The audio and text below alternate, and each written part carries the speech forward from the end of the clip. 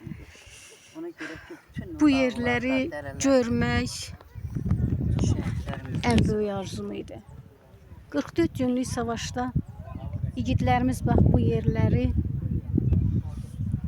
bax qol gücünə alıblar. Bir silah atmadan, heç bir ateş açılmadan bax bu yerləri qol gücünə alıblar.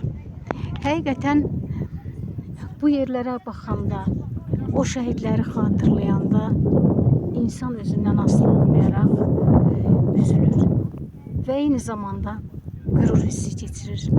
Qürur hissi keçirir ki, Azərbaycanın belə cəsur oğulları var.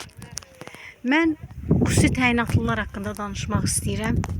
Xüsusi təyinatlılar demək olar ki, Azərbaycan ordusunun qaymaqlarıdır. 2016-cı ilin aprel döyüşlərində xüsusi təyinatlıların neçə igid oğulları, zabitləri şəhid oldular. Bu şəhidlərin arasında Nurlan adlı bir gizir var idi. Nurlan əslən Masallı rayonundan idi. O Masallıda hörmət sahibi, yaşı az olsa da el arasında hörmət sahibi olan bir oğul idi. Özü seçmişdi bu peşəni.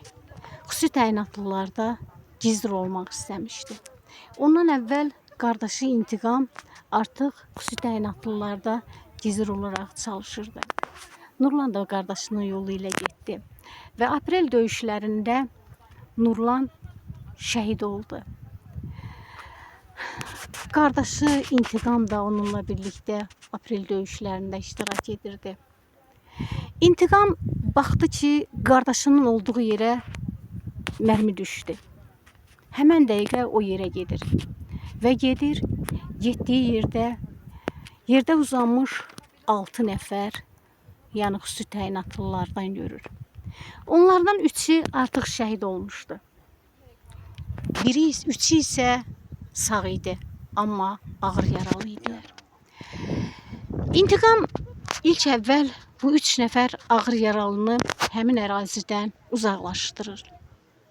Sonra şəhidləri oradan çıxartmağa çalışır. 2 şəhidi də oradan uzaqlaşdırır. Ən sonda öz qardaşı Nurlanı çiyninə alıb düz ata ocağına, evlərinə gətirir. Anası Ziba anaya yaxınlaşır və deyir ki, ana, qardaşım şəhid oldu. Çox təəssüf ki, mən onu qoruya bilmədim. Amma sənə söz verirəm. Mən mütləq qardaşımın qisasını alacağım. Və həmin gün anasına deyir ki, ana, mən bu matəmdə iştirak etməyəcəm.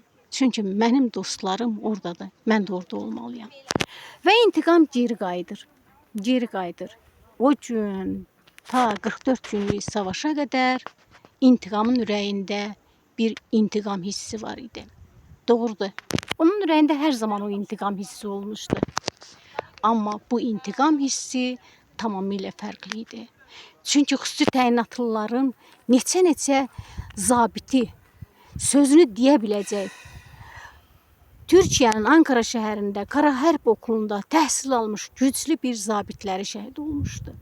Ona görə İntiqamın artıq intiqam hissi 1'ə 5 deyil, 1'ə 10 artmışdı.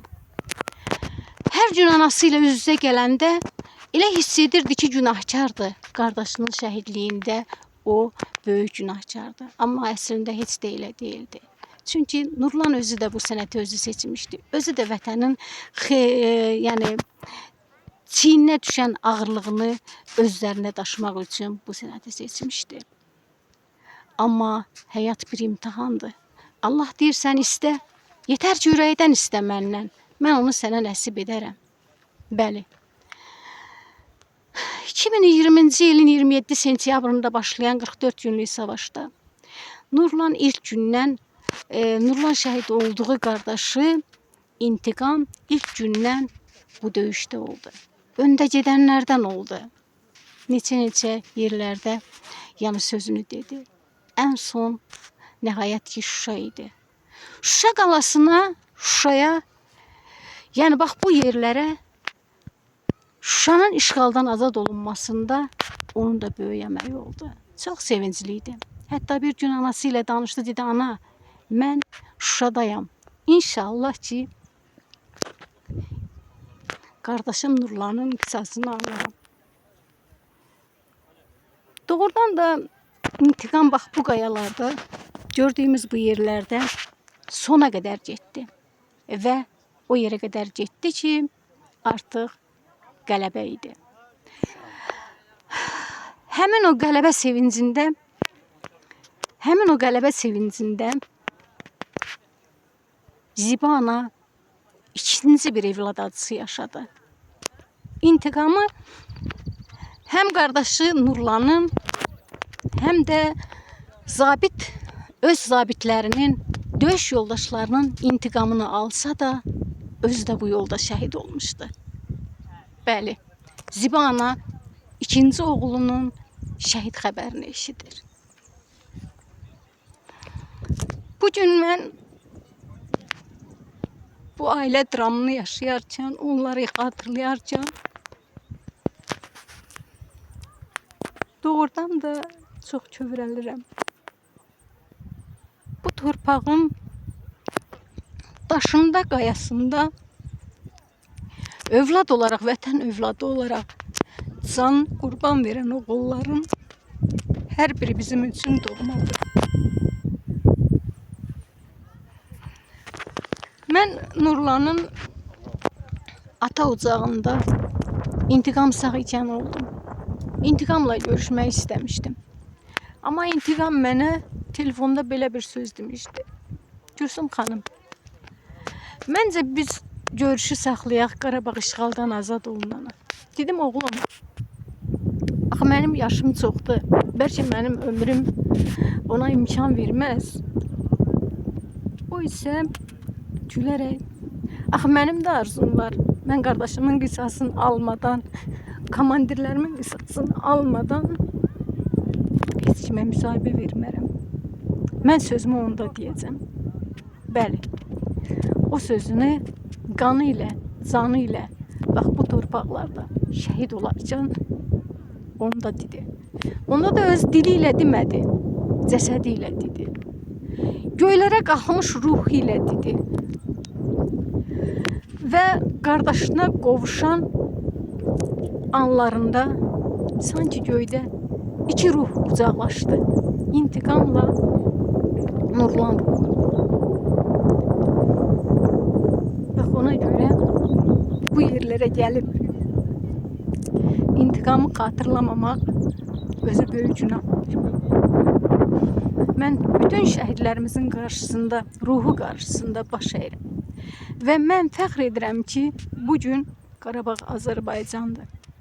Sözün həqiqi mənasında bu torpaqlara ümidimiz də qalmamışdı ki, qayıdarıq.